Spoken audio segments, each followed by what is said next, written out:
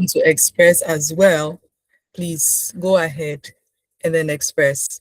In the chat, we'll try our best to let our speakers know at the end of the or during the Q&A if you have any questions as well.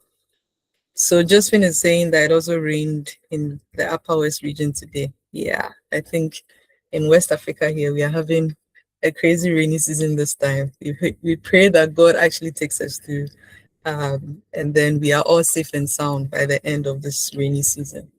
And so we are currently waiting for our other speaker. We already have one of our speakers with us in the name of Josephine. And so just a few minutes, within 5 minutes, please hold on. Within 5 minutes, we would try and then get the other speaker on board here. But please, I actually want to know how you're all feeling. Let us know. Use the emojis to let us know how you feel in the chat. You can let us know whether you're happy, whether you are sad, or whether you're feeling down. I'm hoping that the rainy season, thank you very much, Raymond. I'm hoping the rainy season is not making some people feel some way. And I'm also hoping that we are all excited to be part of this conversation today. So Shay says he's feeling restful. I am for the weirdest parts. I woke up under the weather today, but by God's grace, I think that I am recovering or I am feeling much better as we speak. 153. I'm wondering whether that's Dr. Sami. Doc, if it is you, please unmute and then let us know. Yeah, hello, good evening. Good evening. Yeah, so sorry to join in late. I was trying to join with my machine, but so I'll have to join with my phone for now. No problem. No problem. You're welcome, Doc. Okay. Thank you very much. Yeah, so as we wait for others to join, I'd like to officially welcome you all to today's webinar, dubbed Growing Old in a World That Was Never Designed for Aging. My name is Marjorie Parker Alute, and I'm the founder of the Together Across Time Foundation. We are happy to host you here today for our webinar. For those who are joining us for the first time, Together Across Time Foundation, I call TATF, is an NGO committed to bridging generational gaps. We are about promoting the dignity and well-being of older adults or the elderly, and then creating meaningful opportunities for connection, for learning, and growth between all generations. We believe that every generation has something valuable to offer. So whether you are a young person, whether you're an older person, there's still something that you have to offer. And more than anything, I believe that it is our advantage as young people to actually learn from the old folks. There's a lot of experience. And if we are all Christians here, we know that there's nothing new under the sun. The Bible tells us that there's nothing new under the sun. And so there's a lot that we may not be tapping as young people from these old folks. And so one of the things I would entreat all of us here to do is to be intentional about the conversations we have with our old folks, to try as much as possible not to brush them off when they want to have conversations with us. You never know. There's a lot of mistakes that you can actually avoid if you listen. So one of the things I would want us to do before we leave here is to have in our hearts that speaking to them or having conversations with our mothers, our fathers, and our grandparents is a huge part of how we also expect ourselves to turn out. And I would also say that we are all aging. So we are young now, but in a couple of years, we are all going to become old people as well. If God doesn't take you young, you're also going to grow old. And so today's conversation is part of our mission to foster conversations that would help us all to still see them as relevant people in the society. And so around the world, we realize that there are a lot of people who are living longer than before, except we lack a lot of age-inclusive systems. And as societies evolve, it becomes increasingly important that we ask ourselves an important question, right? What kind of world are we building for the people who once built ours? What kind of world are we building for the people who once built ours? So today we hope to have an honest and thoughtful conversation about what aging looks like, the challenges older adults face, and how all of us, whether you're family, community, the institutions, and as young people, how we can actually contribute to building a more age-inclusive society. And so once again, I want to thank you for taking the time to join us, and we look forward to an engaging discussion. We have in our midst renowned speakers to aid this discussion in the person of Dr. Samuel Kujohanu and then just Miss Josephine Polu. And I'm going to give them a chance to introduce themselves, and then we will begin the discussion. While the discussion is ongoing, as I have said earlier, please do well to let us know what your thoughts are in the chat. When we are done, when it gets to the Q&A, we'll read it out to them. If there's any contribution you want to add as well, please go ahead and do that. And so, as most people say, ladies first. Josephine Nab Polu, you are welcome, and kindly introduce yourself to us. Okay, thank you so much, MJ. Um, I just like to always introduce myself shortly. I would have even be happy if you just go ahead to say dog should speak because I'm just Josephine. I'm just Josephine now Popolo, and I'm glad you're able to pronounce my surname because a lot of people mispronounce it. And I'm based in the Upper West region. I work here, I schooled here, and I'm working here. And so I'm into youth and community development. And I'm a nurse as well into the health space. And I think that is what has given me the privilege to be here today to speak on aging, which is something with books I've learned more from course of study. And so I'm glad to be here, and I would like to learn from everybody on call. And so I encourage that we all share our ideas as the conversation is ongoing. Thank you, MJ. Over to you. Thank you very much, Josephine. Please, can we have round of applause? Can we see some emojis flying on our screens? Please applaud. Thank you very much. Dr. Sam, please go ahead and introduce yourself as well.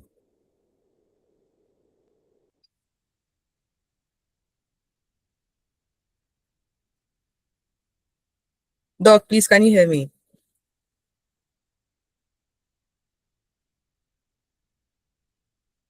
Dr. Sam, please, can you hear me? Okay.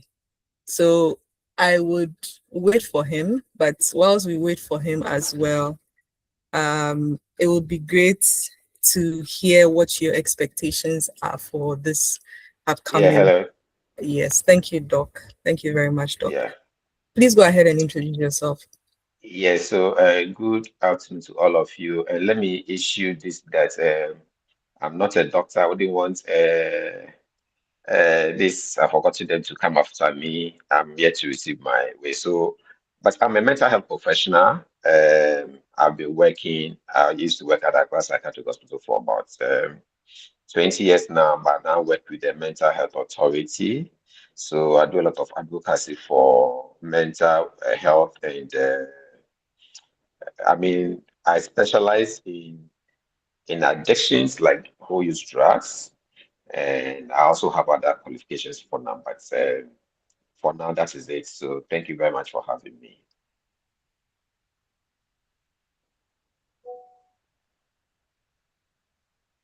Applause. Hello. Thank you. Yeah. Thank you. Yes, thank you very much, Samuel. Nice. Yeah. So, I mean, not to waste a lot of time, I think that we can then delve into our conversation. And I'm going to start with you, Doc. Mental health, I think we just celebrated Mental Health Month last month. I think that is still a relevant conversation, and a lot of us now are making more effort in actually paying attention to our mental health, right? One of the people who I feel, I mean, per my own subjective point of view, I think that may suffer from various mental health issues are the old folks, right? So, what are some of the most common mental health challenges that older adults face today, Doc? Samuel, sorry. Yeah, hello. So that, yeah, thank you very much. You can call me Mr. Hanu, that's fine. I mean, you are not, a lot of people call me doctor because of the work I do, but my doctorate is coming soon, so that's it. Yes, so yes, so for most aged colleagues or our senior folks, um, we all know about dementia, and dementia is very, very common among the older folks. But aside dementia, sometimes they also have what you call depression. Most of them suffer from depression because sometimes some of them have they've not been able to achieve their life goals. Are we okay? So sometimes some of them end up coming to either close to retirement or getting to or retired. And it looks like when they look back, they made some mistakes in life they wish they wouldn't have done that, or they are not able to kind of achieve their life goals, some of them. So you see that some people go on retirement and sometimes they've not been able to probably put up their own place that they wanted to. Sometimes some of them live in government bungalows and because of the largesse and things, they're not able to plan very well. So all this is kind of bring them depression. Sometimes some of them also.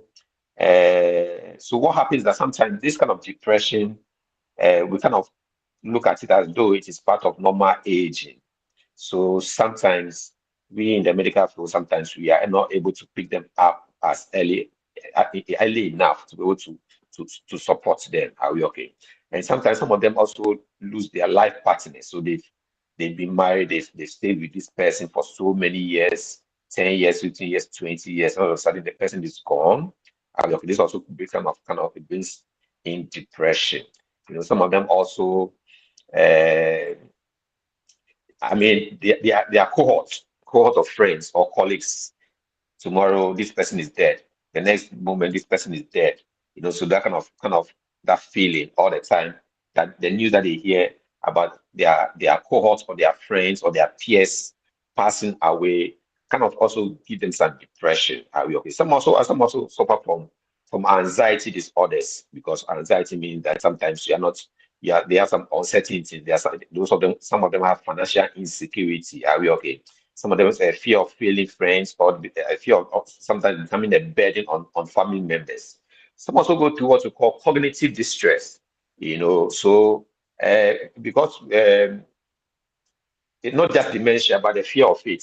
Some of them just the fear of it that I'm growing old, and the anxiety surrounding the aging process itself sometimes can paralyze them.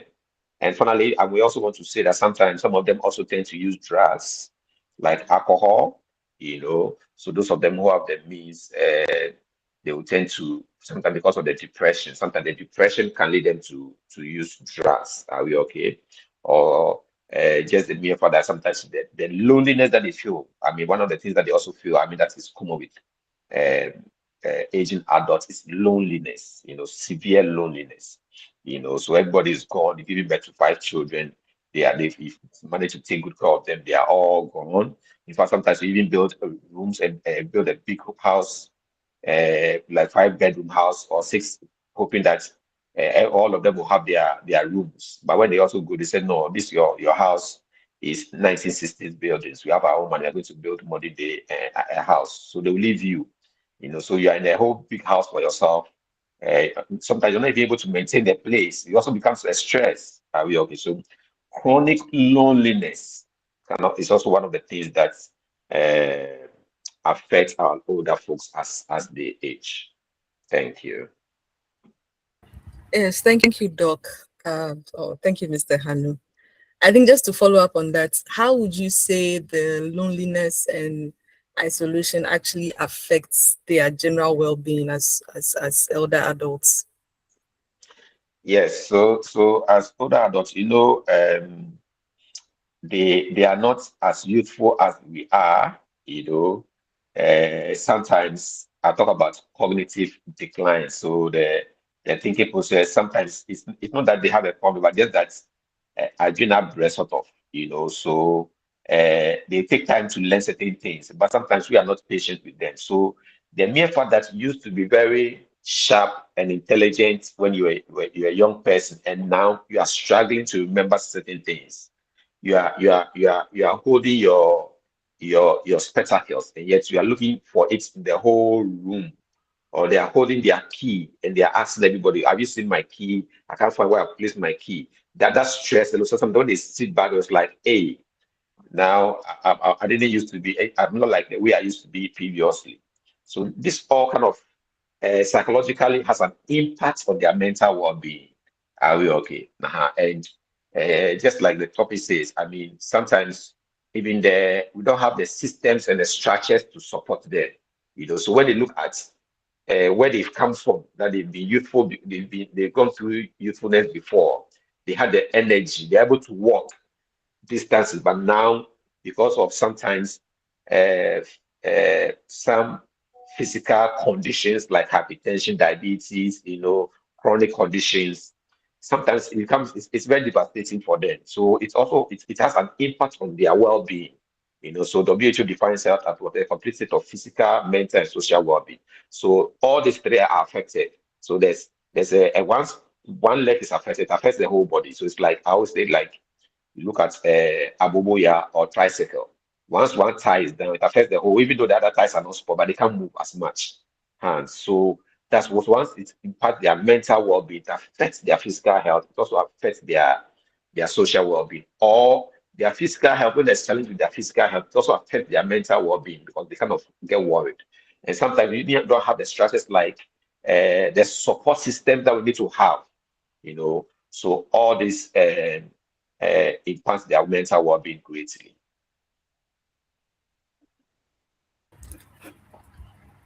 Thank you very much, Mr. Hanu. Um, Josephine, as a health professional and a youth advocate, what concerns you most about how society actually approaches aging today? Yeah, thank you so much.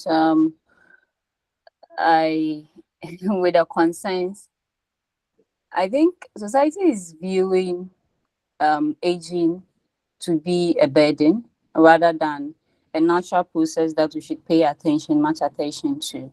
And so I think life is in stages, and like Doc have rightly put it, these people grow out of these stages, and then at a point they need more attention than we should even be thinking they don't need. And our communities, healthcare systems, public spaces, and even family structures are not they are not designed for these aged to be included. When it comes to inclusivity, they are being left out, and a whole lot.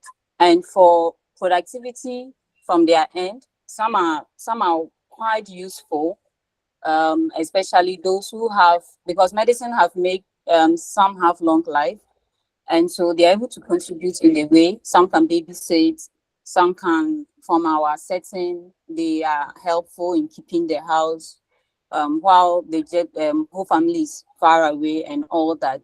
But society have seen them to be burden when it comes to involving the aged in some activities, and so they leave these adults, our senior colleagues. I call them senior colleagues because we will definitely get there, like you rightly put it in the intro. And so leaving the older people behind makes them feel so invisible, and they get to be isolated, and we kind of feel like they are too dependent and all that. And from the health perspective, we should we society see them as burden. And so when we come to the health setting, what we should focus more is in the aspect of what preventive care, which I that is so dear to me, because we don't wait for them to get issues before we start to treat them. And so we should be giving them much attention when it comes to their health care, so that they don't even fall permit me to use the word victims of anything that will need our attention that much, since we have stationed our mind like that. And today we are going to learn why we shouldn't make it that way, that aging is a burden, because we are all going to get there. And so many older people struggle with chronic illnesses and mental health challenges, like Doc mentioned. Doc, permits me to call you Doc. The certificate is coming. So definitely you become Doc. Let's honor you for now.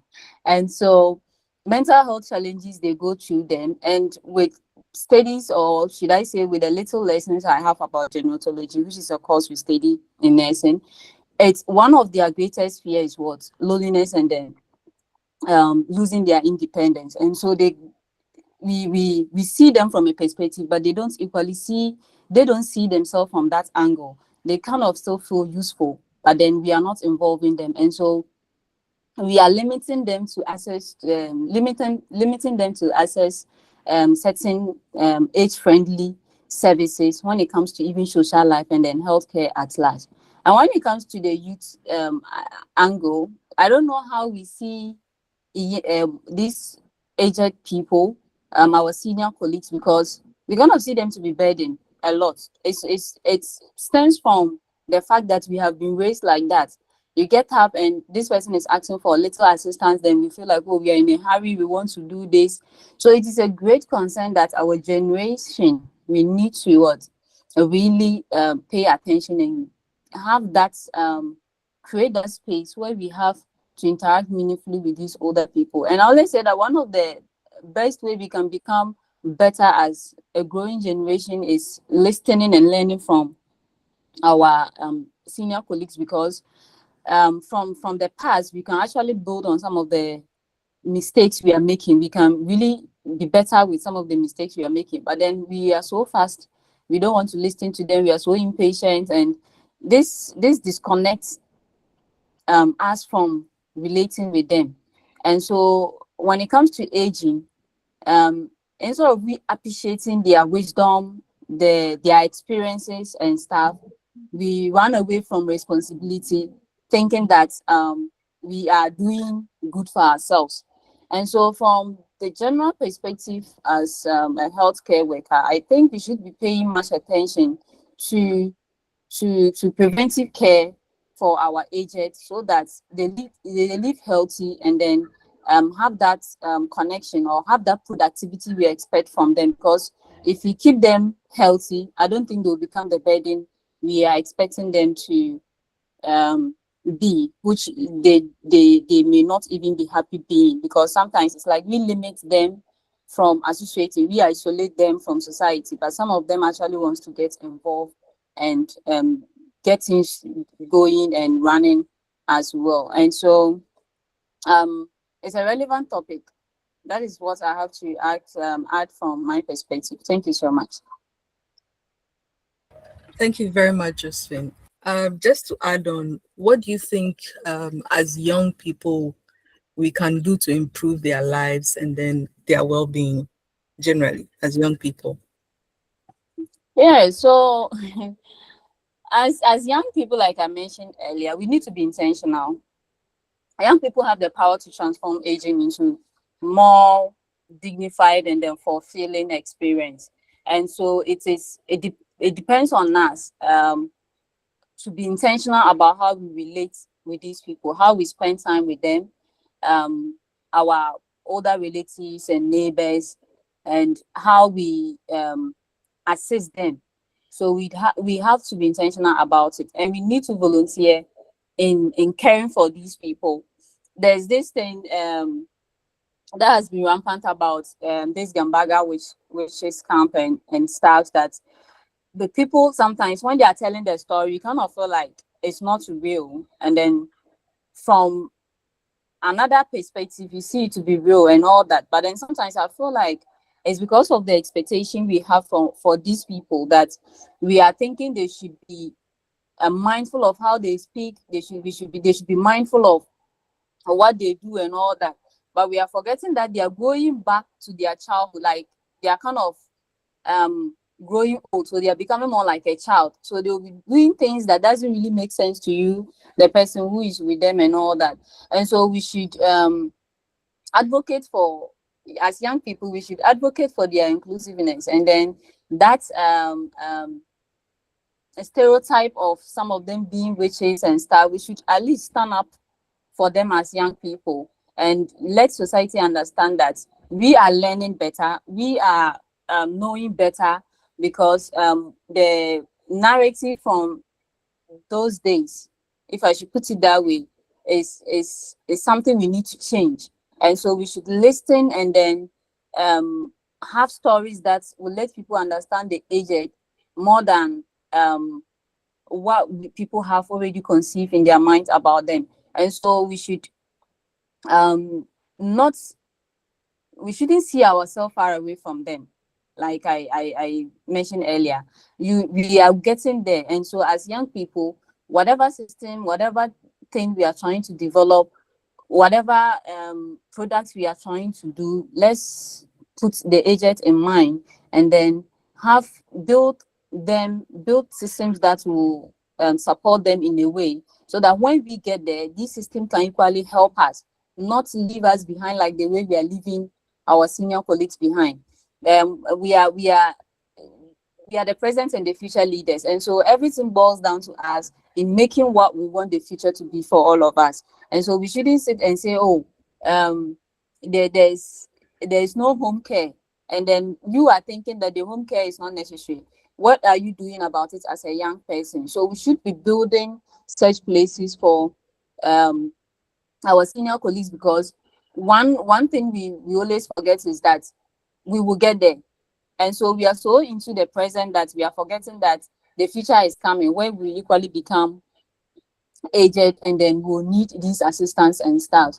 And so I think as young people, we need to be intentional. We need to assist the elderly people, especially when it comes to these digital technology stuff. We should be open, so that we lessen the burden that they'll give to us when it comes to such things. We should be available to volunteer to support these aged homes and elderly support systems that are being built by other people. In the city, it is there. Unfortunately, in our northern part of the country, there is nothing like that, and it's rather a stereotype and stuff. And I think any young person here today, we should be adding our voices to the caregiving to young people, to the old people out there, and advocate for policies that will protect their rights and their welfare.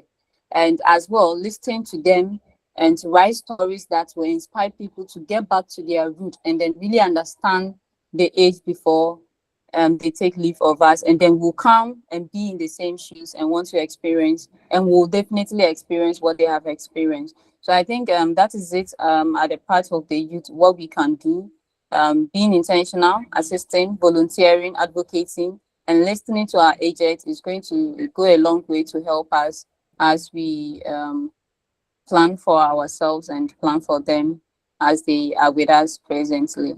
Thank you. Thank you very much, Josephine, for that submission. Um, Mr. Hanu, coming back to you, what signs would you say families and caregivers should look out for when we are supporting our aged loved ones? So what kind of signs should we be looking out for when we are supporting our aged?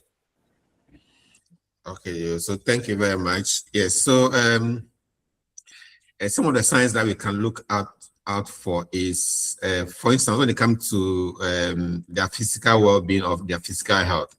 When we see unexplained weight loss, or sometimes you see that there's poor hygiene when it comes to someone who is able to maintain their personal hygiene very well, can dress very well. All of a sudden, there is some problem with their personal hygiene, or sometimes you have what you call incontinence. The person who is able to control his wee-wee, when you go to poo, he's able to clean himself very well. But all of a sudden, these things are becoming a challenge. Are we okay? So when they are also, sometimes they are staying alone, you can see they have food that has piled up, sometimes has expired.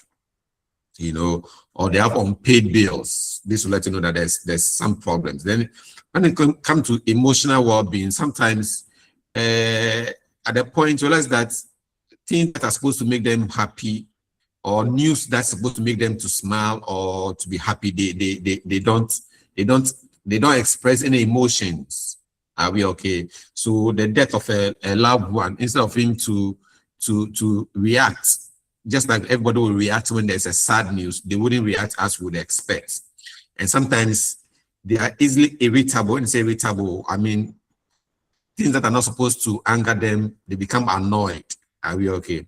Then sometimes when they are sitting down alone, you can see that sometimes they will shed tears, or sometimes all of a sudden they develop some kind of apathy when, I mean, towards things that they used to enjoy previously.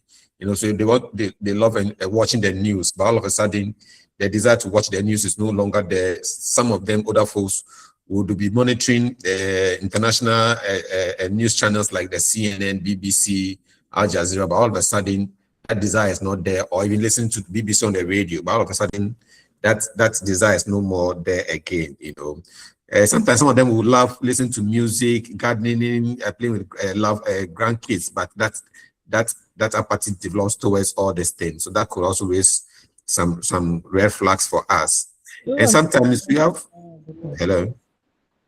So sometimes they also get lost within familiar places. So somebody who is able to walk to the park or go to church on their own, all of a sudden they go to church and they don't know where the urinal is any longer. They don't know where the exit is. This also to let us know that there's a problem.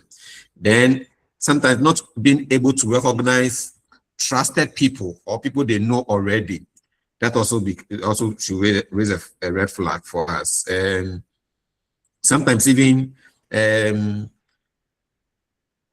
when they are able to, when they fall to scam, these days a lot of scams around. People will call and they will send them text message things and tell them that, oh, we are doing this. You know, we all fall to it once a while. You know, sometimes you get surprised that some people, but when they it's like consistently, but consistently they are always falling to scams. That should also let you know that there's something that is happening. Then some of them, they will avoid phone calls, or they no longer attend meetings or religious services. You know, sometimes too, they also refuse people to come and like support them or help them. You know, so these are all kind of signs that we can watch out for. You know, sometimes some of them will also have sleeping issues.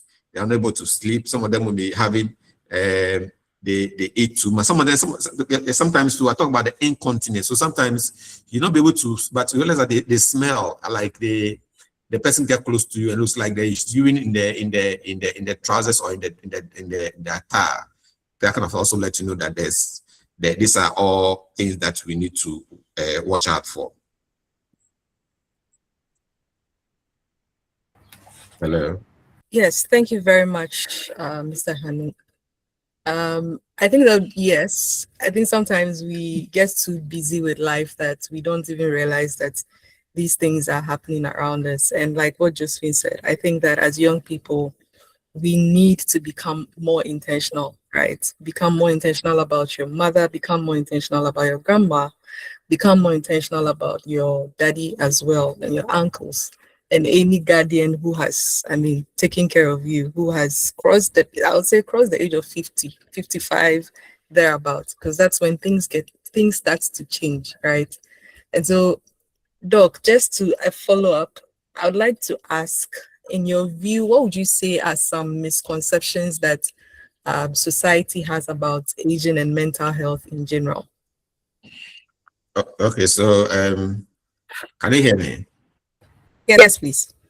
Yes, so sometimes some of the misconceptions that we have sometimes say that old people are naturally sad or grumpy, or they are, you know, so we think that because they are older people, they don't need to enjoy life. You know, I mean, I've had the privilege to travel to a lot of places outside, and you see older folks who are still enjoying life, who are still wearing 60 years, 70 years, who are wearing jeans and dressing nicely and going out to parties, you know.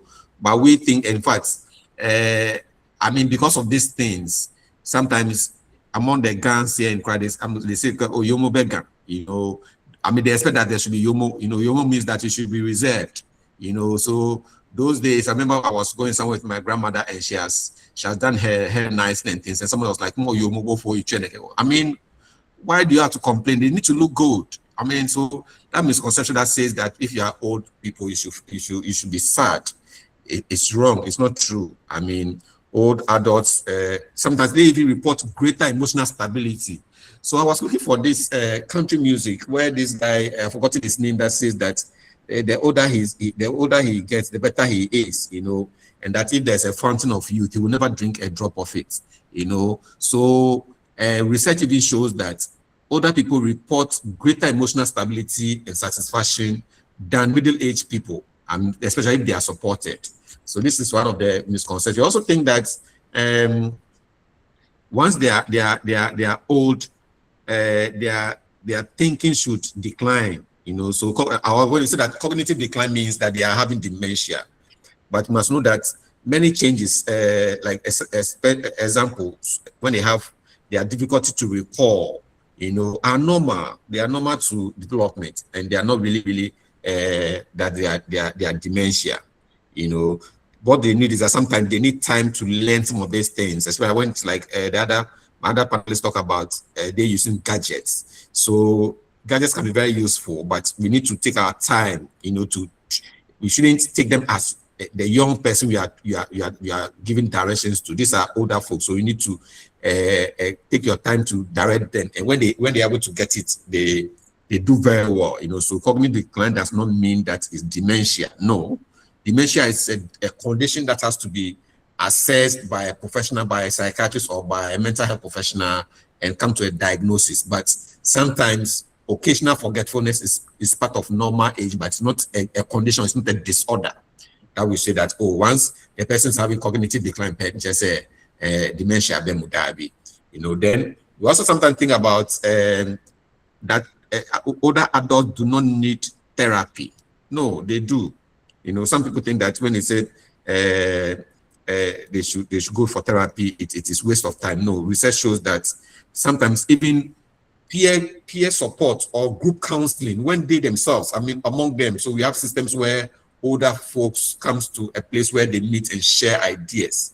I mean, it is kind of psychological support. It's also a form of therapy. Are we okay? And we also think that they are unable to learn new things. In fact, evidence, when you look at the term neuroplasticity is the ability of the brain or the brain and the central nervous system to rejuvenate and come back again when there's injury. Are we okay? It happens throughout life, just that during the older age, it slows down a bit. Are we okay? So many older adults can try very well, just like I said, with gadgets or with learning new hobbies and all that. So it's never true that when they are old or in old age they can't learn anything. It's not. It's a misconception. Then we also, I mean, the other lady talk about the witchcraft and things. Sometimes some of them may be having dementia, truly dementia. So that's how come sometimes they go out, or sometimes we see older women working at strange places like on top of roofs and things. And people say that, oh, they are witches. No, it is not true. Most of them are having, when they're having dementia, sometimes they are confused. And they sometimes have disorientation, meaning that they can't find their way around. So you end up seeing that woman who is not who is having just a cloth on his around his body, and you see the person on your compound and you see that, oh, the woman has fly or 2 year and or by. No, these are misconceptions. The result of the fact is that some of them may be having dementia and they miss their way, so they end up coming to working at strange places, and when we see them, we kind of call them witches and all that. So these are some of the misconceptions that our society have about older folks, or older adults. They think that sometimes they also think that loneliness is their fault. Loneliness is their fault. No, loneliness is not their fault, because just like the moderator said, all of us will get there one day. So as the loneliness that sometimes they face are usually structural system. When they say structural systems, are we okay? Because we've, just like you said, we've not planned for them. Now these days in our houses, we are putting, we are fixing polished tiles, polished, that are very slippery. Are we okay? Even in our bathrooms, we don't have supporting that they can hold when they are going to bath. We need to let them do some of these things for them to appreciate. Or we don't even have even our transportation systems, even our healthcare systems. So the point I'm making is that the loneliness that older folks face sometimes, it is not their fault, but it's rather we who have not put in place structures, because we don't think that we'll get there one day. That's the whole problem. So that they don't have subsidized transportation systems. Are we okay? We have big buses, but don't you think that even if you have some small buses that can even go to the point of dropping the older folk in front of his house or her house, where he or she can get down safely and walk to his house? But we drop them at certain places as though they are normal, they are youthful people, and they'll be struggling with young ones. Are we okay? So most of the loneliness that they face is really not their fault. It is because of we not putting in place structures that could be able to help them in their movements and all that. Thank you.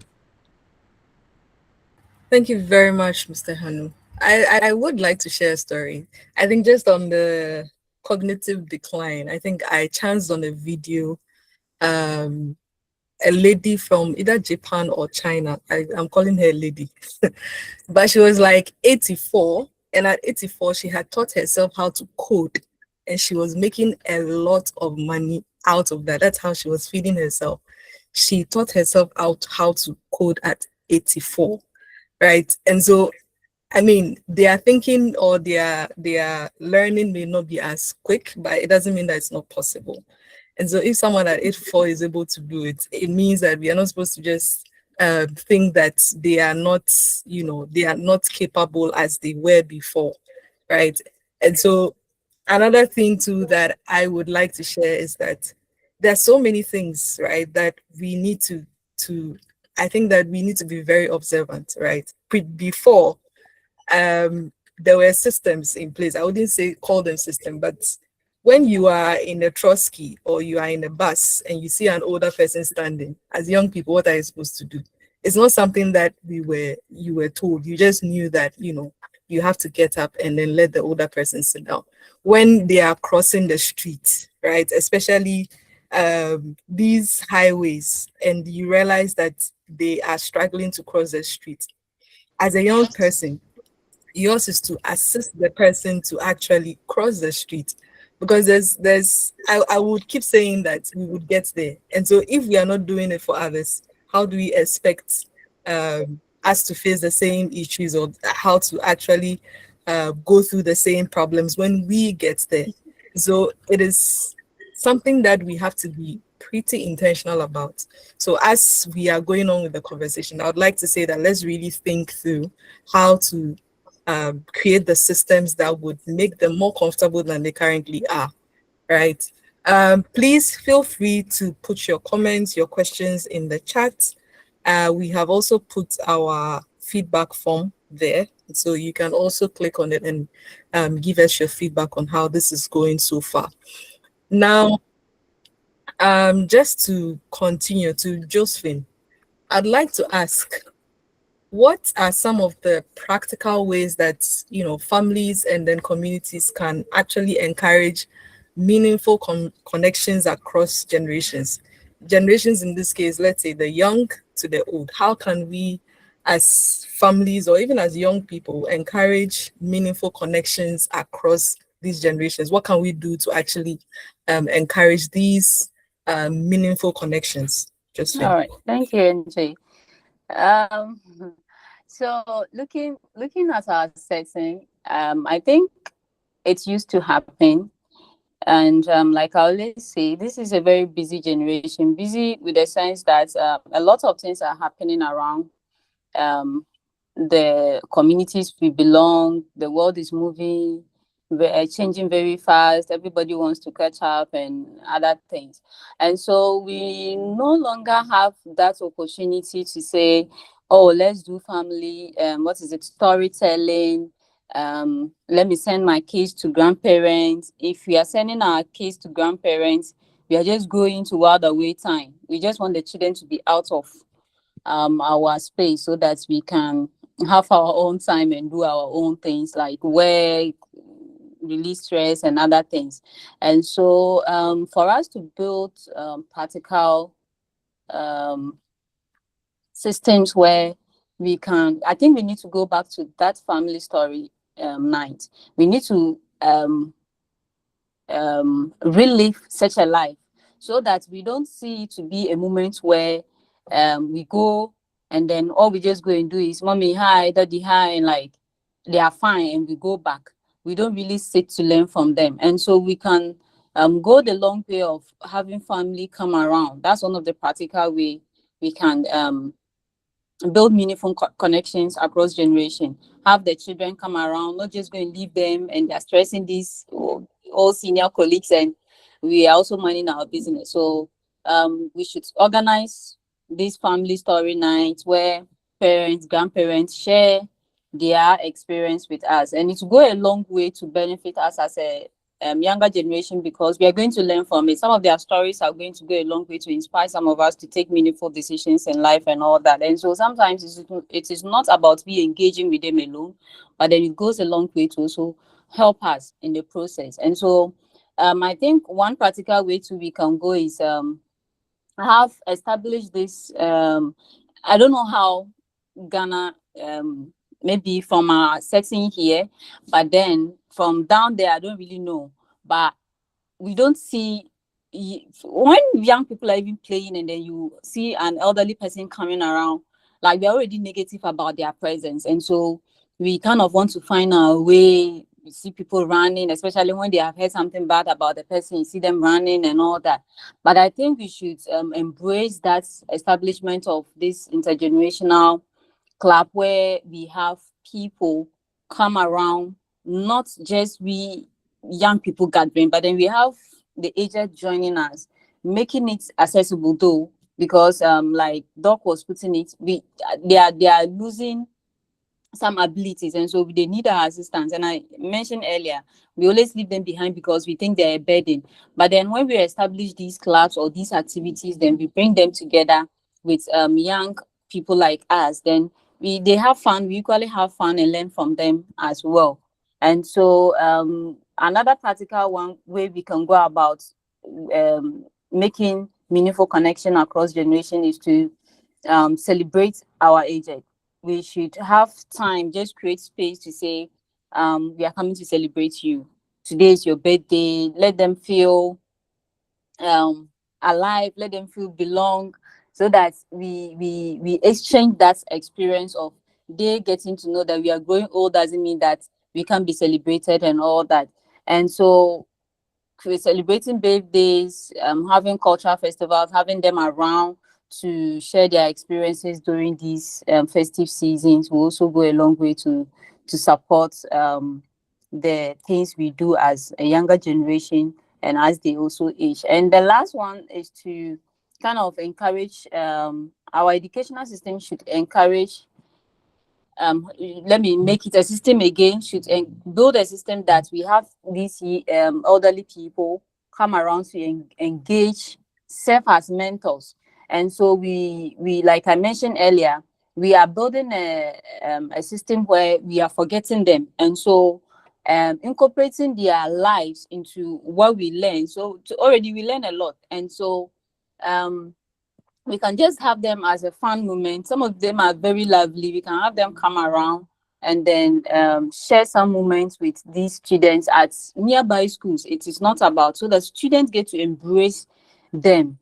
They don't see them as people that are not of their age, and so they don't want to relate with them. They feel like they are so slow, they are wasting their time and things.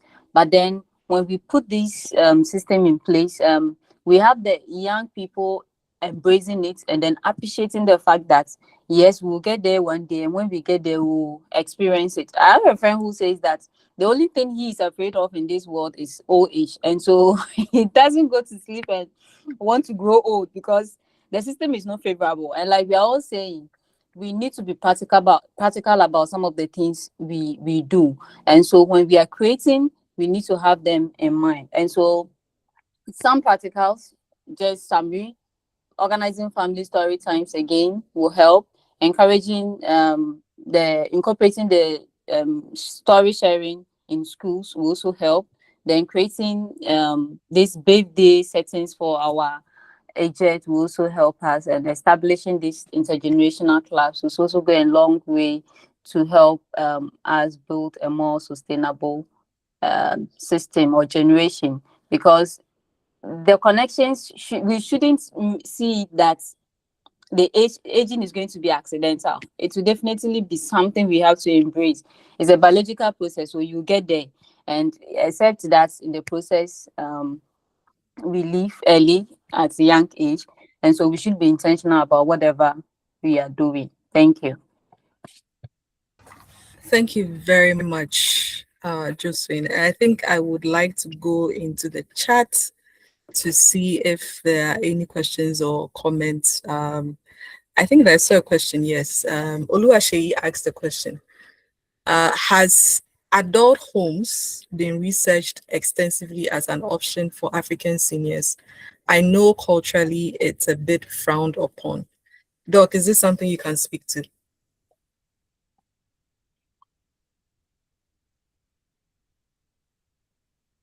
Mr. Samuel, Anu.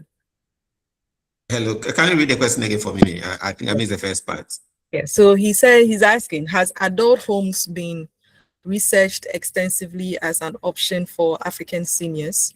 I know culturally it's a bit frowned upon.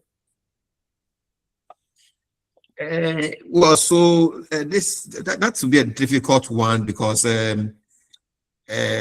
usually the person is in the adult life and they are working, so they build their own place, so they kind of live through up to the time they are old. You know, sometimes we are not able to let them understand that you are now growing old, so therefore you need to put in some modifications and adaptations in the house to make it more friendly, you know, because I've told you that these days when people get money, they want to have more polished tiles, you know, in their house. That makes it very slippery. Are we okay? Yes. So I've not come across any such research, but what I know is that usually we are not aware that there are some adaptations we can do. You know, why should that older person be standing and bathing when they can feel safe and sit down? Because most injuries and death has resulted in the bathroom because they don't have the support systems. Even we younger ones, sometimes we sleep. And you can just imagine, you know. So there's a need for us to have adaptations and a clear lighting system as well, you know, and make sure that we adapt our own rooms as we grow old, so that it can be able to accommodate us and be able to help us to in the aging process as we get older. Thank you. Thank you very much, Mr. Hanu. So, like he's saying, I'm not exactly sure we have even quite a number of them, even in Accra, right? You'd realize you struggle to even find old age homes here.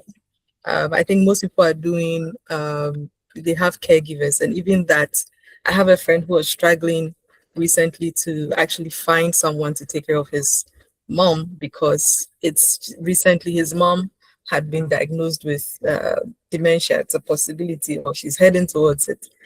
And so I do not think that we have a lot of them. And so these are one of the reasons why we're having these conversations. Together across time, what we are also trying to do is find ways and means to actually bridge this gap, right? What kind of solution can we put together that would help them find a sense of community, that would, like Josephine was saying, give them the chance to impart to us, right? as mentors to tell us their stories, for us to learn from their experiences, for us to have the opportunity. How can we create a space that will help us have the opportunity to make sure that they are taking their meds, to make sure they are taking care of themselves, to grant them the chance to commune with fellow elders? Because I mean, iron sharpens iron, and I mean, we speak. It's easier for us to have conversations with our peers than with people who may be either older than us or younger than us, right? So, what kind of things can we then do to give them that dignity, right? To make them still feel welcome and loved in society. And so that's one of the things that we are exploring as Together Across Time. And soon, hopefully, we would have some news for all of you. Now, I want to share someone's note in the chat. Can I just make a quick point? Yes, please go ahead. Yes, so I think it looks like I didn't get a question very well. So yes, as to just like you said, there are a few of older folks like homes around that people can take their aged parents to, but all of them have challenges. I mean, obviously there should be a system where such facilities are even monitored to be sure that they are adapted very well, to be able to welcome. So I'm hoping, it's my prayer and hope that when somebody says that I'm converting this place to an aged home, they would be able to input the necessary materials and adaptations to be able to make it more friendlier for the older folks when they are there. The other challenge is that, yes, if a few of these services are available, most Ghanaians are not comfortable, because even when we look at our earnings, how many people can even, in fact, I have been involved in such kind of services. And when people contact me and I arrange and they make nurses available, I mean, you getting a qualified nurse, it means you have to be able to pay for the nurse, This is more like a VIP treatment, because you come to take off only one person. And in this kind of services, you need about sometimes 2 nurses minimum, because the person cannot stay there forever. They need to go off. So it means you have to pay for a minimum of 2 nurses, depending on the condition. And most Ghanaians are not able, Sometimes I tell them that if you are a family, you have 5 children, you should all contribute to that, But so we're basically saying that these services are now, it's still in the young stage. It's still growing. We don't have a lot of such services around, but there are private people who are able to come to your house to provide a service. But sometimes the cost implications also becomes a challenge. So this is just what I wanted to add to. Thank you very much. Thank you very much, Mr. Hanami. So I'm going to share what Kate wrote in the chat. She says, my 4-year-old son once shared with me the life cycle of a frog after a lesson he had at school. I used the opportunity to also teach him about the life cycle of a human being, and I hung a picture of that growth lesson on our wall. It helped him to appreciate the gap between him and his grandmother. Trust me, this 4-year-old boy wakes up each morning and heads straight to the grandma's room to check on her. He always helps her with her walking aid, picking up stuff. He even knows her daily drag routines and easily spots when she's not herself.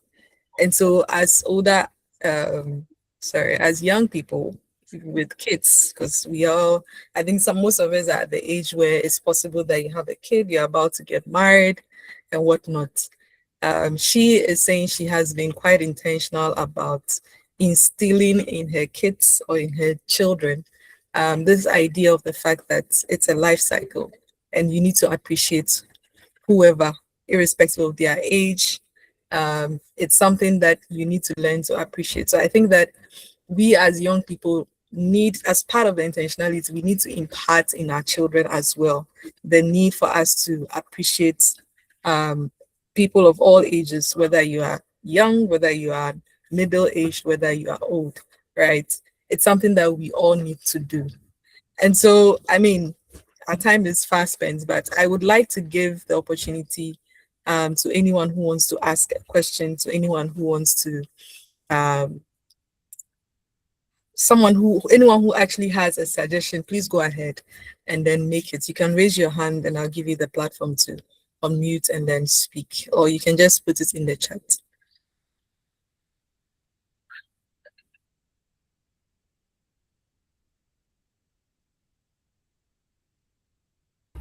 Okay, Mami Esi, please go ahead.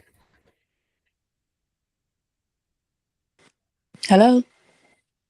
Hi, we can hear Hi. you. Please go ahead. Yes. So mine is not a question. It's just a comment I would like to make. I'm really, really glad that we are having such conversations. I mean, this is something that has been on my mind. Um, I know that we've talked a lot about it, and I just want us to look at it also from this perspective, right? Imagine that you get to a point where the expectation of everyone for you is that your next thing is to die. It's like there's no other ambition than let's wait for the person to die. It can be very lonely, it can be very scary. And I'm really grateful that we are having these conversations. And I just want to say, well done to the team. At least it's a good start. We might not have all the answers figured out, but it's good that we are starting off with conversation so that we are intentional about the elderly in our communities. We are intentional to be kind, and we are intentional to pause and see how we can be a blessing or a help to many elderly person that we come across. So I just want to say well done to the team. Thanks for starting this. God bless you guys. Thank you, Mami Esi. We are hoping to have more conversations like this. And so, I mean, please fill our feedback form. If you want to volunteer with us, if you want to partner with us, please let us know in the feedback form. It would be great to keep having these conversations and to keep creating the spaces where we penetrate with what should be done for these older folks. So, I mean, aside Mami's, is there anything that anyone would like to ask or add?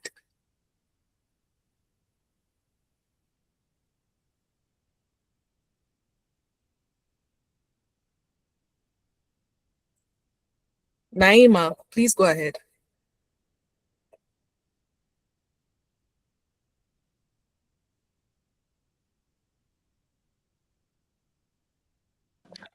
Good evening, everyone.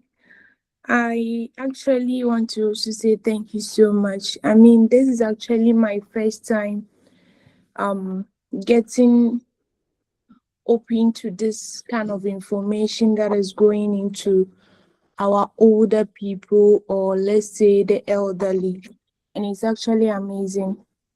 So I didn't join early, but then I don't know whether it was spoken or not.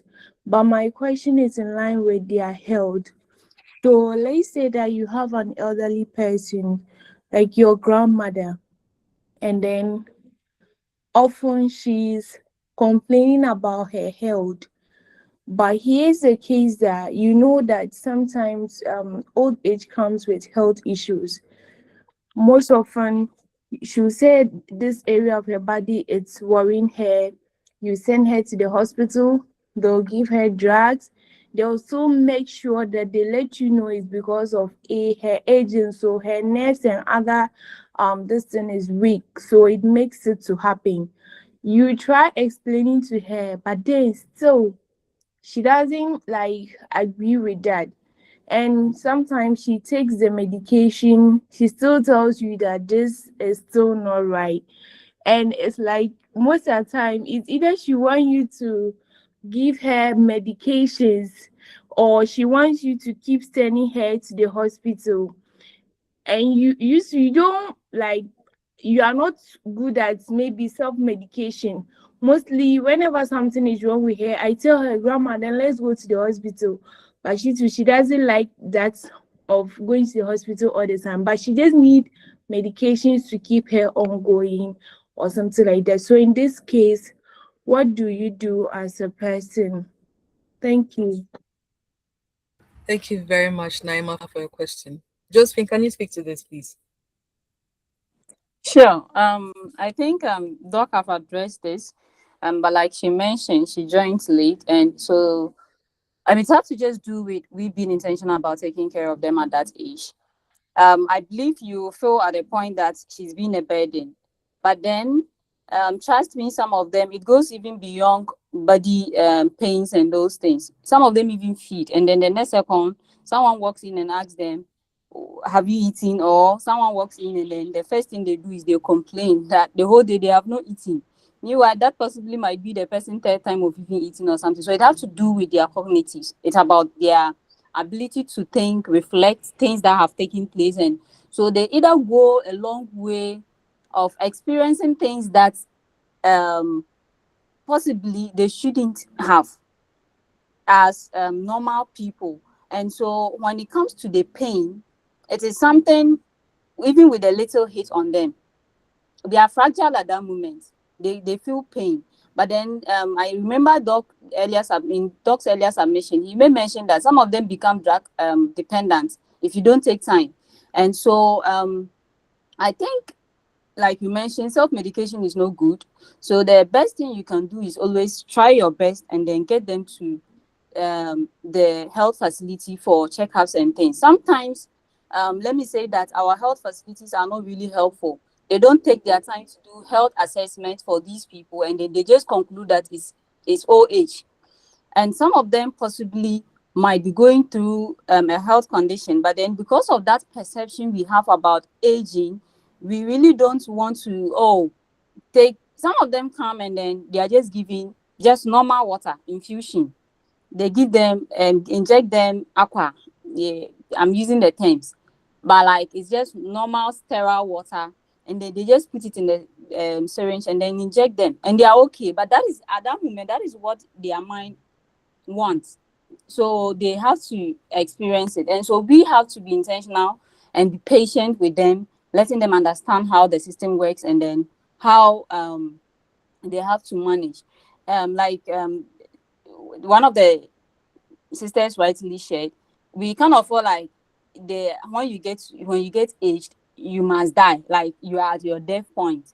And so we are so fast to judge them instead of what giving them the care they actually need. So I don't know if I've answered your question, but I believe if Doc have something to add, he will add up. But then send them to the hospital as and when they need arises, because at that moment they are very delicate. Just like when you were a kid, you can't tell. Sometimes their head is aching them and they are holding their stomach. Sometimes their head is their stomach is aching and then they are giving you different things. So that is how it is. And so we should appreciate and be available and be patient enough to take them through the necessary things. When you get to the hospital, don't speak for them. Allow them to tell the people what they are supposed to hear. And so that the health workers don't draw conclusion that because you are the one bringing the person in, it's definitely old age. Yes, so I think I'll end there, and if Doc have something to add, he can go ahead and that's it. Thank you very much. Thank you very much, Josephine. Doug, do you have something to add to this? Yes, so this point is very critical. You know, sometimes just like she said, our systems or our medical personnel, we are not patient enough to be able to explain some of these things, because just like we all know, these people, sometimes the person is on like 5 medications. He goes to the hospital and it has been reduced to 3.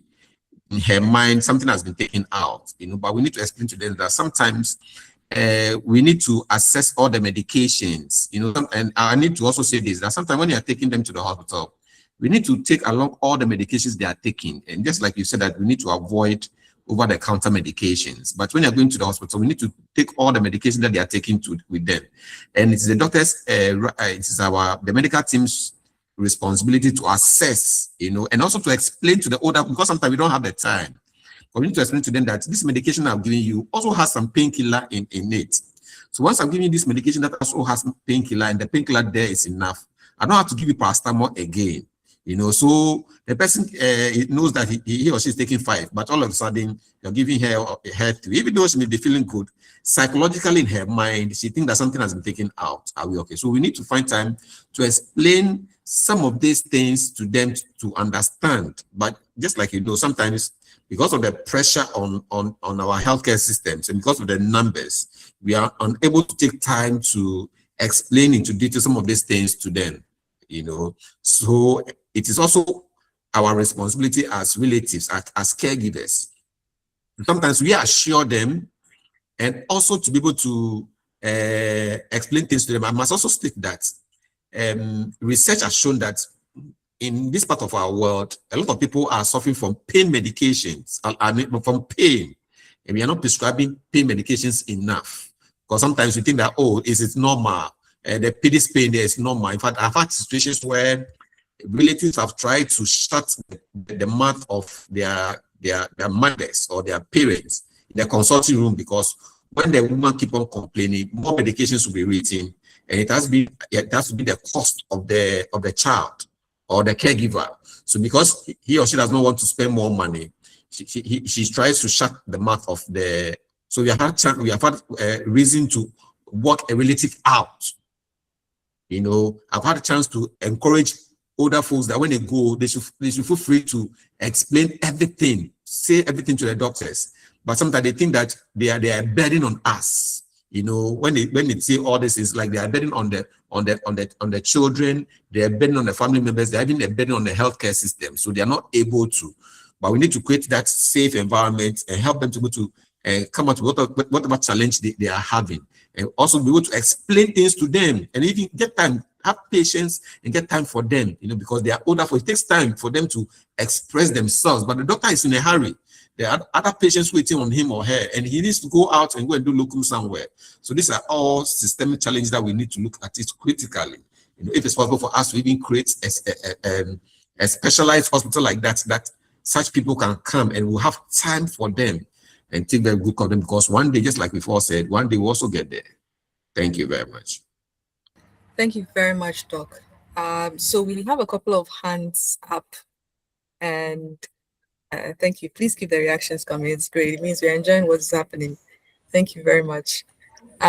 So I have a question from Mr. Isaac Newton. I'm going to read that out before I give the opportunity for those who have raised their hands to also share what they have with us. So Mr. Isaac Newton says, what should elders do now to prepare us, the youth and middle-aged folks, to take care of them and inform us about aging, right? What should elders do now to prepare us, youth and middle-aged people, to take care of them and inform us about aging? So I'm going to take the first hand, which was up first, before we delve into this particular question.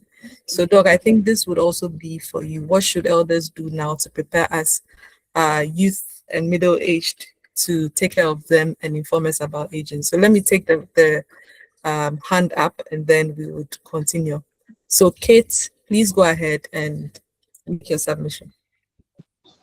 All right, thank you very much for the opportunity.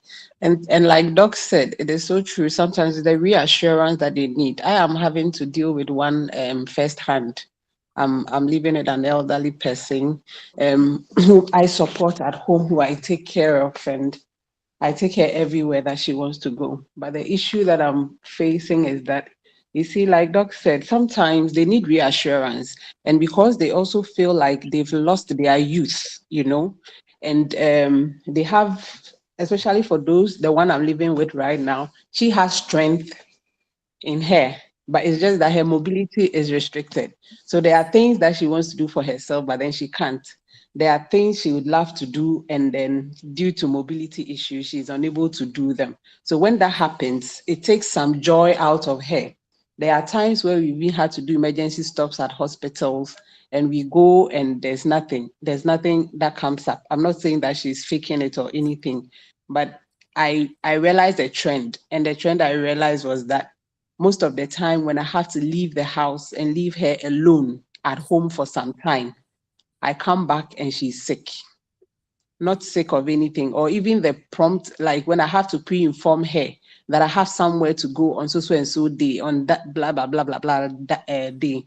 You see that before the time even gets there, it's like she's having some panic attacks. So it either ends up that I don't get to go to where I have to go. I have to take her to the hospital. This has happened on several occasions. So when we went to the hospital, the doctor actually gave me an advice. And the doctor told me that I should take her number. So anytime she's having such issues or she's having such attacks, I should let her speak with her first before we make a move to the hospital, because on the several occasions that we've been to the hospital, everything of hers was okay, because she has her she's very disciplined with her medications. She doesn't joke with it. So everything is fine. But what I noticed as a trend was that she gets these panic attacks, especially when she gets that feeling or she's going to be lonely for maybe a few hours a day, and maybe the kids have gone to school and it's going to be just her in the house. That attack alone gives her anxiety, and she begins to freak out, and it can affect her mood for a whole week before it settles. So this issue too is something that is also very troubling and very worrying. Though we can reassure them, the doctors reassure them and all of that. One thing that worked magic was that when this happens, the doctor says sometime when I talk to the doctor will say, okay, on this occasion, I can see she just wants to see me. So bring her to me. So I tell her from the house before we leave that doctor says you are fine, but maybe you would like to see her. So you've missed her. So maybe should we go and see the doctor? Sometimes she just laugh it off and she'll be like, I'm fine, I won't go anywhere. Or other times she'll say that, oh yes, let's just go. And then our driving out alone of the house puts this woman in a whole mood. Sometimes when she would you wake up and you greet in the morning and she would have to respond, you go like good morning, like good morning. Hey, then you know that there's something at stake that day. The moment you hit the road and then you start seeing stuff, and then she goes like, hey, this thing, this thing, this, and then you are like, hey, but this person who was barely talking this morning has the energy to just talk loudly once again like that. So it's difficult, especially if you are the caregiver. It's difficult, it's burdensome, but then the reassurance that they need is that we are there for them. We are there to help them. And if you get good doctors who also understand the situation and they're always welcoming in the situation, it makes it very, very easy as well. Thank you. Thank you very much, Kate. I think I'll take the other person whose hand was up, Victoria. Please go ahead and make your submission before Doc comes in. Okay, thank you for the opportunity. Just like Sister Kate said, they need that reassurance with us. But I have had the opportunity to live with my grandma at a very early age, and I have come to understand that living with them is very difficult. Very, very difficult, especially when you are in your youthful days, because they do certain things that you feel like you easily get mad over them. Let's say if you are matured enough, you get to understand that it's aging. But we youth of late, we don't understand that it's aging that is making them to act that way. So we tend to get annoying at them in those times. But living with her, I got to realize that no, it's a different stage of life that she has gotten to. But I have been living with her, just she goes by her medication, she's disciplined with a regular checkup. But I also have another issue which I have tried tackling with her, but it's very difficult, which is in the case of this their joint pains, osteoarthritis and those stuffs. Here she's having a case of a knee issue, knee pain and then joint pains as well. So she was being booked for a session to go in for a surgery. But she was being, what will I say, convinced by another colleague that surgery doesn't work. Sometimes if you go in for the surgery, you go totally crippled, you can't walk. And so since that was being told to her, she has changed her mind that she's not going in for the surgery again. But before that, I had to speak to other people who worked at the physiotherapy at certain hospital to speak to her, to educate her more on it. And she agreed. But the moment she heard the different story from the other colleague who said this to her, she's not in agreement to it. So I think the medication or their taking in their medication for pain as well is very critical. But when we come to the surgery, if more light will be thrown on, like sessions will be organized for them to be trained on those things, not necessary that if they go in for surgery this might happen. because I have been seeing issues of that trend going on. Even sometimes people who have difficulty seeing, and they are being said to that they have a chance of seeing again if they go in for surgeries, but they are later being convinced that surgery has a bad effect and they only go in for the disadvantages, but they don't take notice of the advantages. So I think we want to plead to the organizers of this program that they should also look at that particular aspect. If there is a way of us maybe making some or organizing certain sessions to tackle that aspect as well. And also maybe if there could be a opportunity for us to book, like organize a session in maybe this northern part, because I've seen that taking care of older um people is becoming challenge in the northern part here, especially because I am a nurse, I'm a student nurse, and working in the hospital during my clinical period, I get to see some attitude being portrayed to the older people. Even some of them, they do that to their own mothers just because of old age. They are being maltreated and all those stuffs, but is they don't understand that it's part of aging. So if Sister Josephine is here, if there is an opportunity for us to create a session or maybe educate students or youth on that particular aspect, for them to know much about aging, because we have the opportunity to join this link to learn more. Actually, I've learned more from this session, but others outside might not get that opportunity. So if there is a case that the session can be organized for us to also educate the others on it. Thank you. Thank you very, very much, Victoria. Just when it looks like I'm coming to the north soon at this rate. Um, and I appreciate your thoughts as well, Kate. I'm going to read the last question and then I would get Josephine and Mr. Hanu to answer, and then we'll see if we can wrap up, right? And so the last question I have here is from Saida. Um, she says, in discussions about loneliness among older adults, how do we honestly address situations where years of harmful behavior have contributed to strained relationships and isolation? Let's be honest. Some of these aging parents who were emotionally harmful or neglectful during some of our upbringing, or should I say they were harmful or neglectful during some of our upbringing. So the question then is that how do you manage the strained relationship and then the isolation? If they were not nice to me, do I get to be nice to them now that they actually need me? Right. I think this is one of the questions, and then I'll repeat the first question from Mr. Isaac Newton again.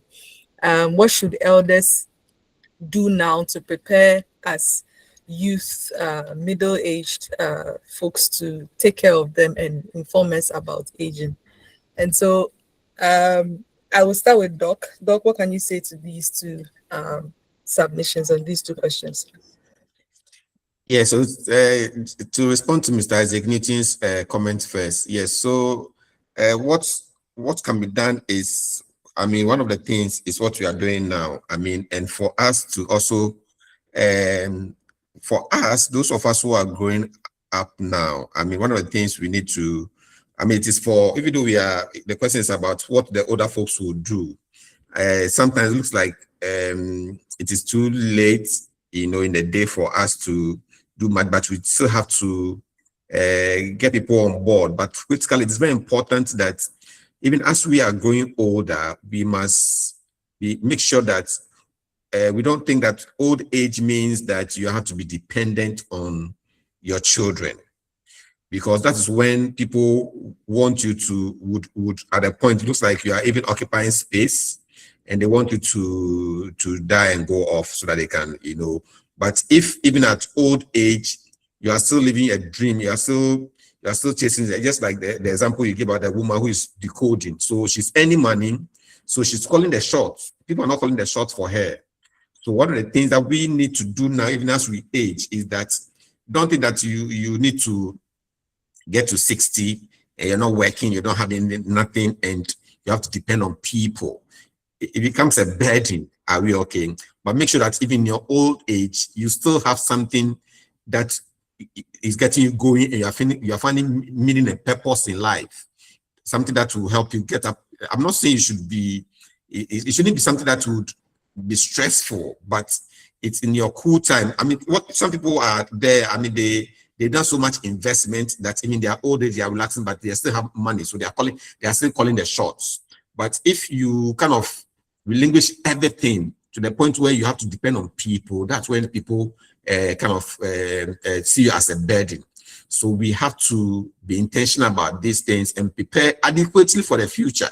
So that when you get there, you must understand that old age doesn't mean that you are getting that's the end of your life. Old age, what old means that at this point is also a stage in life, and that stage is a stage that is full of what? Wisdom and experience. And younger ones have to come to us. Younger ones have to go to the older folks or older citizens, senior citizens, for them to what? Give advice and to share life experiences. So these are some of the things that the older folks have to do. If they have done that for now, we would have known. But for us that we are getting there, this was some of the things that we have to plan towards, so that the younger ones will know that it's still in your old age, you must still find purpose and meaning. So about the story about KFC, Kentucky Fried Chicken. The man has been trying. He had a break when he was around 60 something or 70 something. Because he found purpose and meaning at that age. So he was able to make an impact even during his old age. Are we okay? And he has impacted everybody. I mean, almost everybody. I mean, let me put it this way: he has impacted the world by his what he did. Very well. Then the second one about the harm. Yes, it's true. I mean, some of them might have neglected their children. Some of them might have abused. But the challenge is some of them also may have their own mental health issues. Some of them, you have suffered that because of what they themselves were also struggling with. Some of them have gone through divorce. Some of them have gone through trauma. Some of them are struggling with drug use or loneliness and all that. So they love you, but their mental state did not allow them to care for you.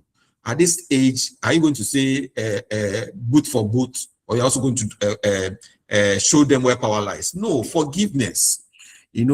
I'm sure that most of us are religious, and the blessing that comes with when your biological father blesses you.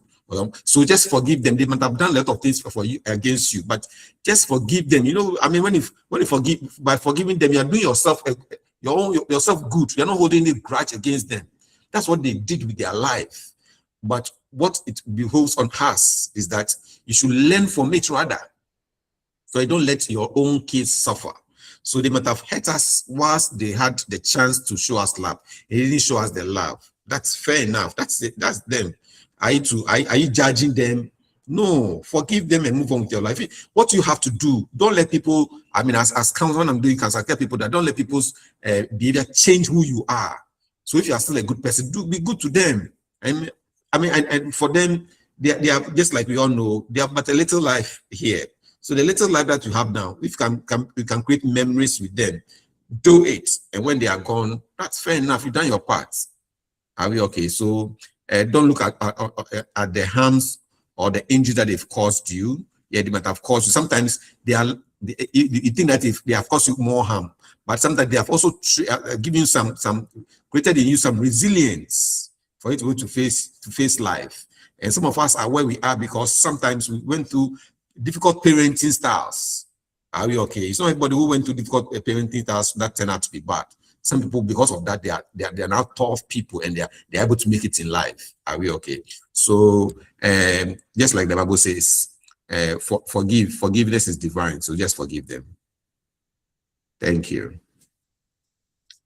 Thank you very much, Mr. Hanu. Josephine, do you have anything to add to this? Yes, that has to do with how the elderly are preparing us for such care. And so I think we should ask ourselves how available we are as young people, because like I said, we are kind of in a busy generation, and so sometimes we are so impatient to even listen to these people.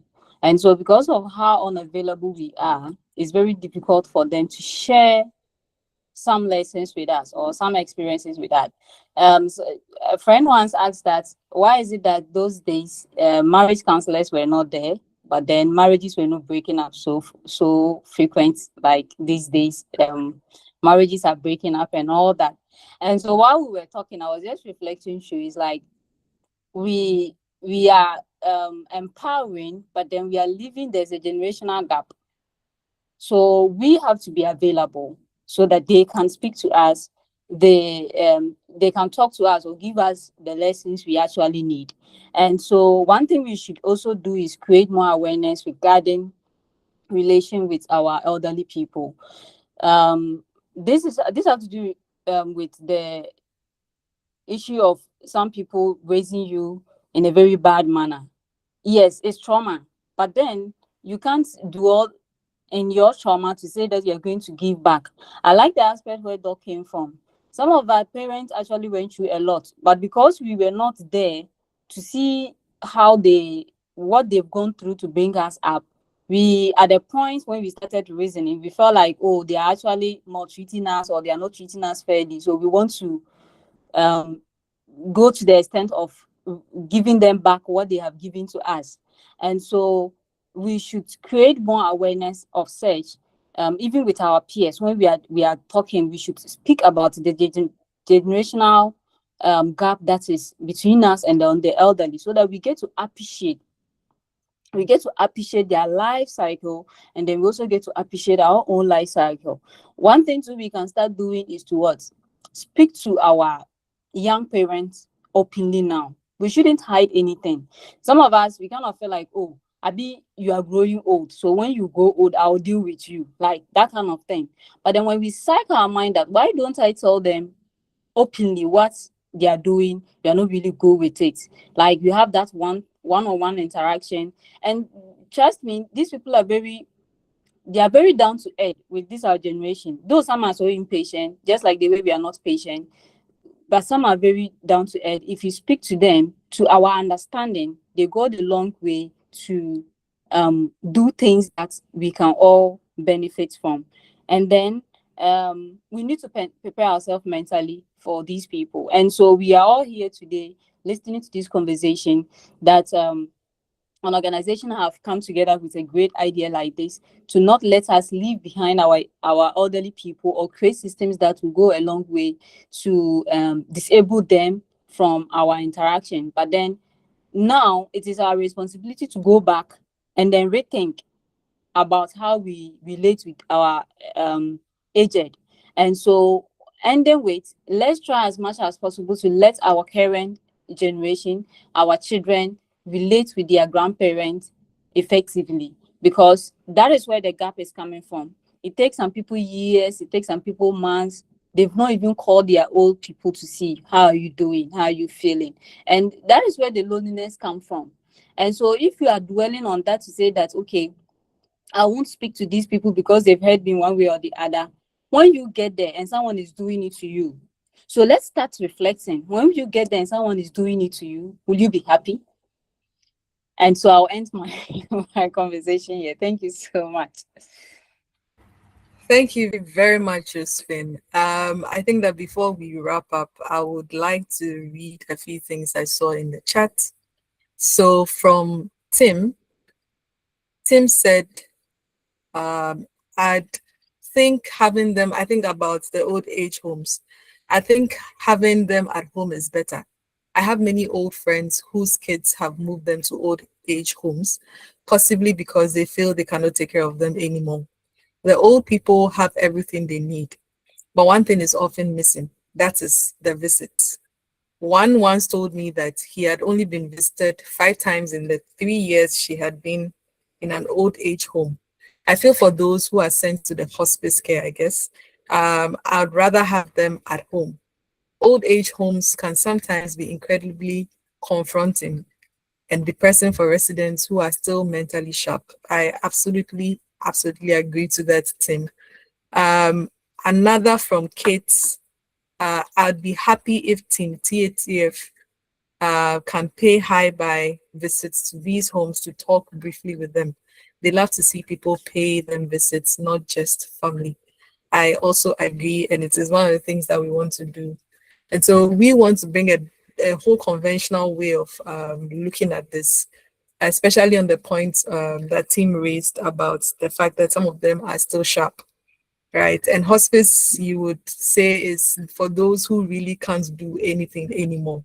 And so then what happens to those who are, let's say, between 60 to 75, 80, who are still sharp, right? And so we are just thinking about how to still provide the same solutions that you would say is the reason why people take them to hospice care.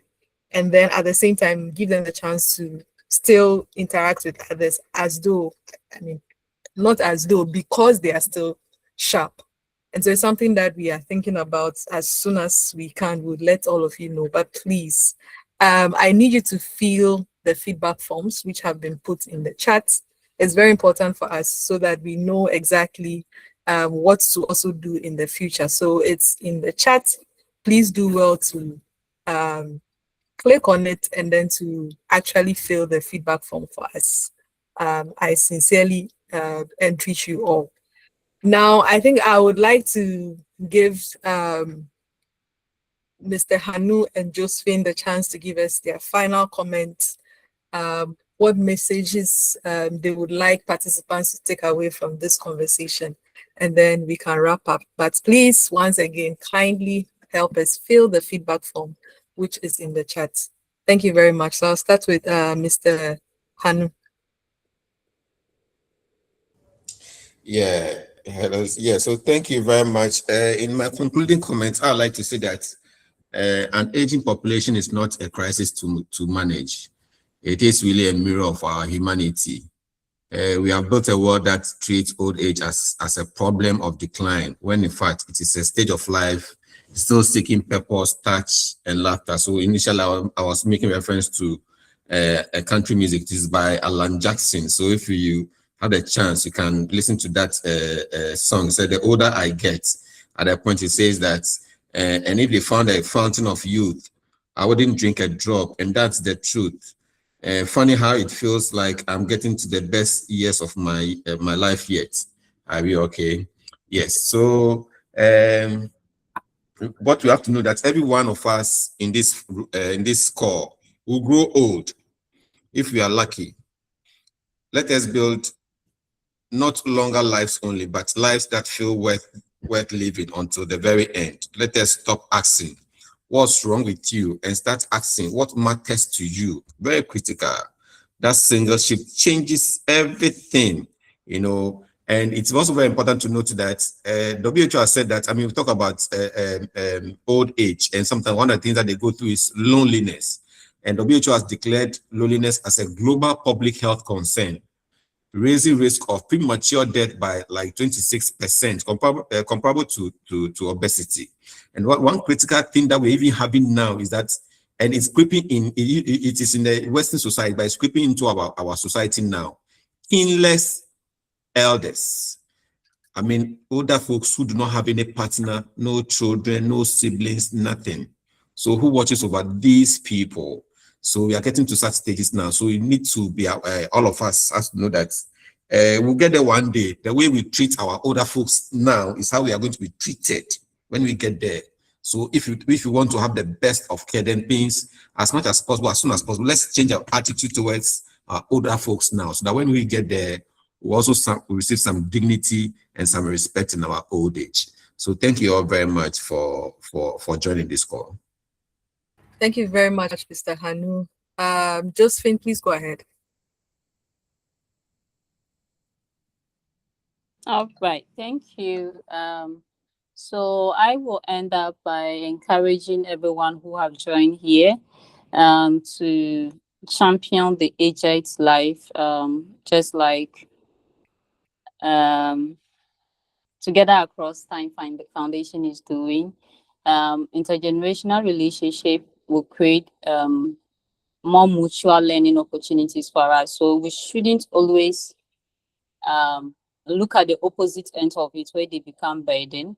but then we should always embrace the fact that we are going to learn from them, and we shouldn't make the interactions or connections we will be having with these people to be accidental. We should be intentional about it. And I keep emphasizing on intentionality here because it's like sometimes we are doing it because we are being forced to do it. No, we shouldn't go to the extent of thinking that relating with your agent at home should be by force. And we shouldn't prioritize them to the least, because they should be actually the most prioritized people, number one on your list, because if you care for them and they are okay, you have your free mind to also be doing your things, and they are one of the reasons why you are where you are today. And so we should prioritize their care at large, and we must normalize conversations about aging from childhood, because if we relate from that stage, like a lot of us shared, we will get to understand why they behave the way they behave. And we will get to appreciate it more when we even get to that particular stage of their age. It is not something, aging is not a problem that we need to solve. It is not, what is it, a mathematical thing or any scientific thing that we are putting on the table to say we are discussing about it. It is something we must all experience. And so if your life is not cut short, you will definitely become what? An old person. And so we hope that from here, that we take it as a privilege to actually interact with our old people. If we are far away, let's call to check up on them.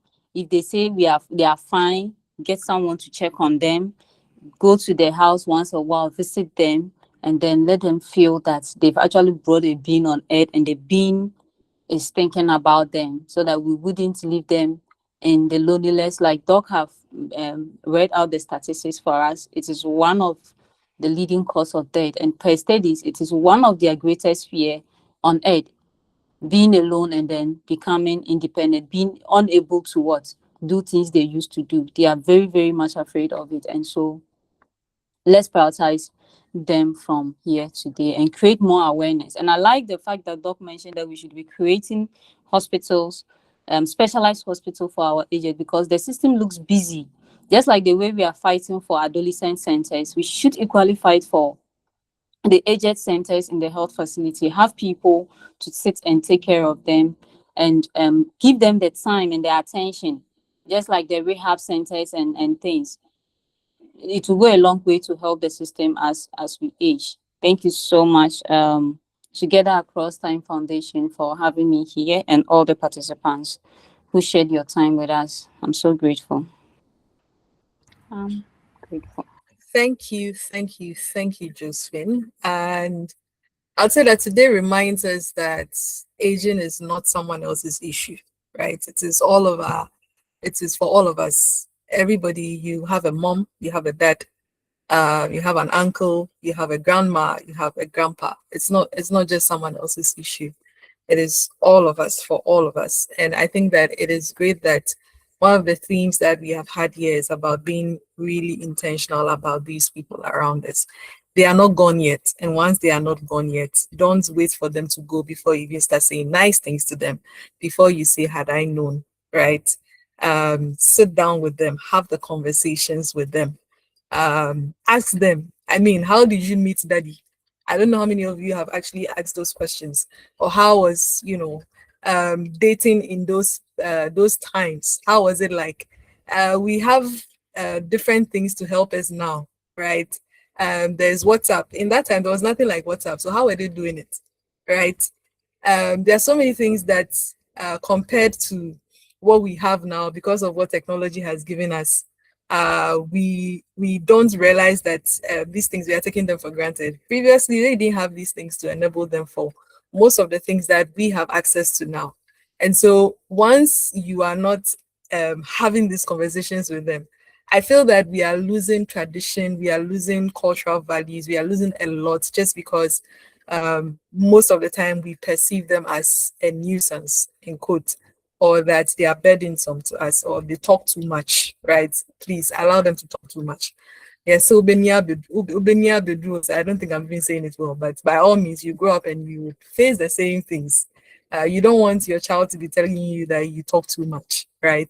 And so listen to them when they talk. Everybody wants to be heard, and they are still human beings. They are not dead yet. They are still with us, and we should learn to appreciate them, even as they are still with us.